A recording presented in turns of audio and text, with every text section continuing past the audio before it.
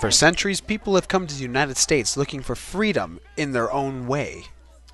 On the one hand, we've always defined ourselves as a nation of immigrants, a nation that welcomes those willing to embrace America's precepts. Indeed, it is this constant flow of immigrants that help to make America what it is.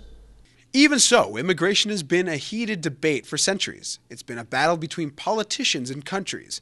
It's even evolved into a battle between neighbors. Mexico has been the main focus of most of our recent political debates.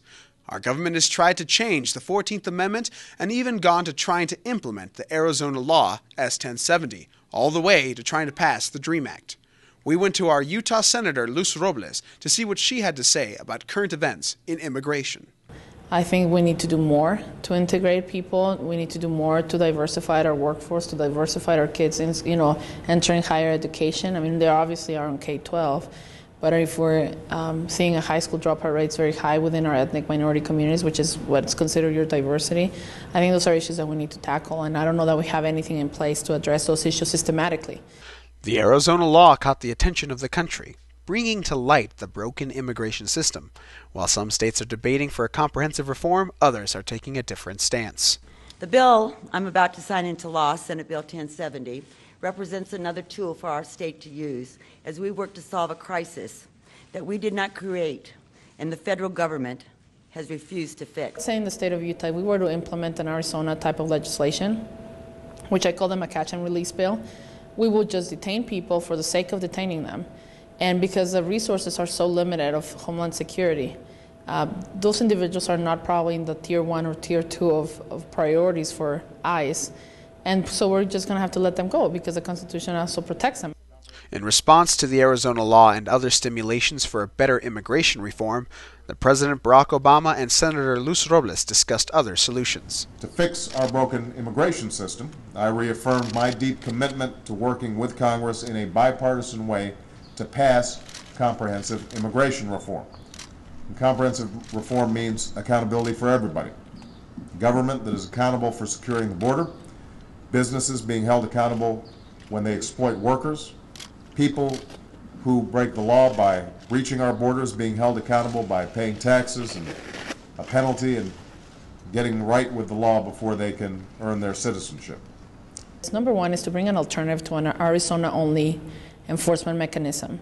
And two, to actually set a tone. I mean, why not be the state that actually brings a solution that could be utilized nationwide if necessary as an example of comprehensive immigration reform? The DREAM Act has sparked from high school to college students as a light of hope, promising temporary residence for students who are of good moral character, have graduated high school or gotten a GED, arrived in the U.S. illegally as minors, and have been in the country continuously for at least 5 years prior to the bill's enactment. There is the opportunity to earn a conditional permanent residency if they complete 2 years in the military or 2 years at a 4-year institution of higher learning. The students would obtain temporary residency for a 6-year period to be able to complete the requirements for permanent residency. What do you think about the DREAM Act, and do you think it'll ever be passed? When people think about the DREAM Act, they usually say, oh, well, that will be like an amnesty for children, right?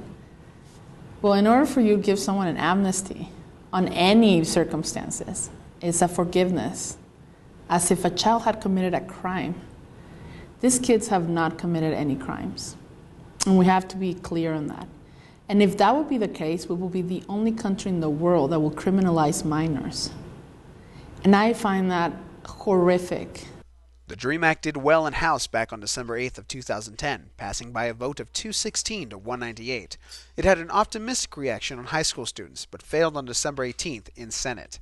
With all the political movement and rallies, America is close to reform.